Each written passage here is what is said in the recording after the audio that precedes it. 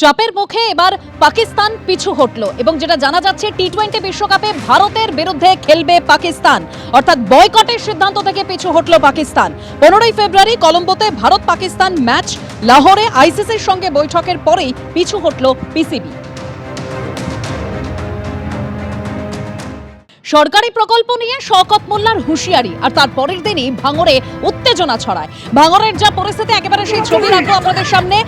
বাংলা আবাস যোজনার ঘরের সমীক্ষা নিয়ে ভাঙড়ে উত্তেজনা ছড়ায়। তুমি কোথায় ছিলে? কোথায় ছিলে তুমি তখন?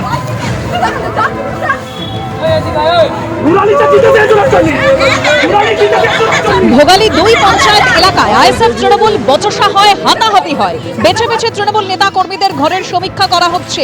প্রকৃত প্রাপক এবং আইএসএফ কর্মীদের বাড়িতে সমীক্ষা করা হচ্ছে না। অভিযোগ তুলে প্রতিবাদ করে আইএসএফ, পাল্টা জবাব করে তৃণমূল কর্মীরাও।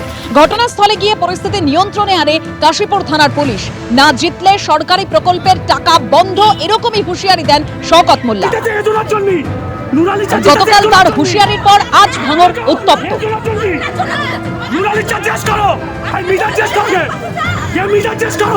তুমি কোথায় ছিলে? কোথায় ছিলে তুমি তখন?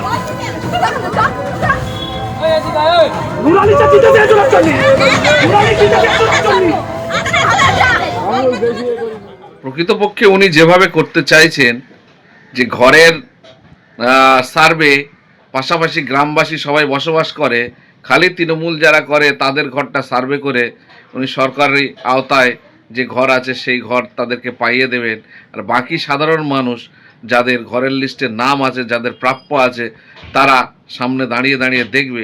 এটা তো হবে না, প্রতিবাদ নিশ্চয়ই হবে।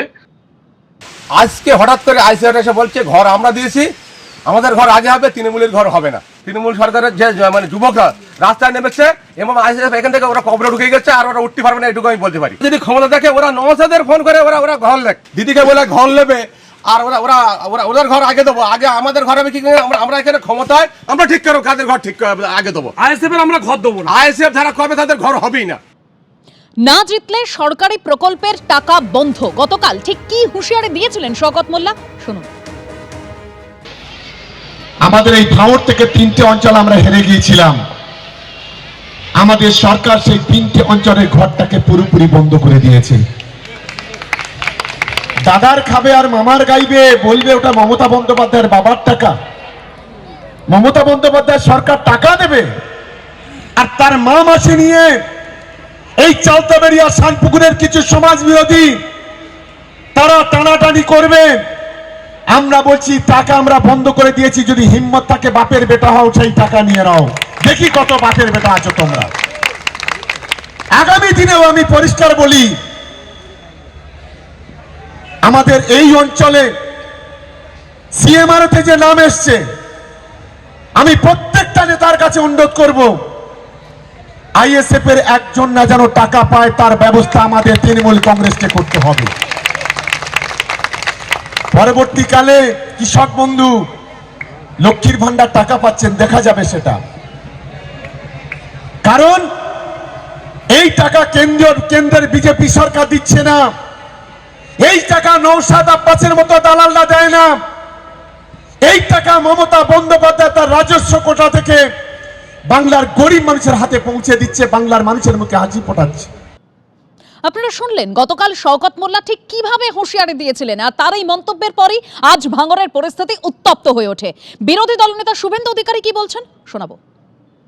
ময়নাতে 2টো অঞ্চলে বন্ধ করেছিল, 2টো বিজেপি পরিচালিত অঞ্চল, বাগচা এবং গজিনা। হাইকোর্টে এসেছিলাম, কান মুড়ে টাকা আদায় করে নিয়ে গেছি। ওরা মমতার বাপের টাকা নয়, তৃণমূলের চুরির টাকা নয়, ওরা জনগণের ট্যাক্সের টাকা, আরবিআই থেকে লোন নেওয়া টাকা। ময়নার বাগচা গজিনাতে যা হয়েছে, যদি ভাঙড় 2 নম্বর ব্লকের 3টে অঞ্চলে এই সরকারি ভাতা পাওয়া লোকেদের অর্থ আটকে থাকে, আমার সঙ্গে যোগাযোগ করুন। ময়নাতে যে লয়ার হাইকোর্টে প্লি করেছিল, আপনাদের পয়সা দিতে হবে না, শুধু ডকুমেন্টস দিয়ে যাবেন, আমি আপনাদেরকে লিগ্যাল সাপোর্ট দেবো।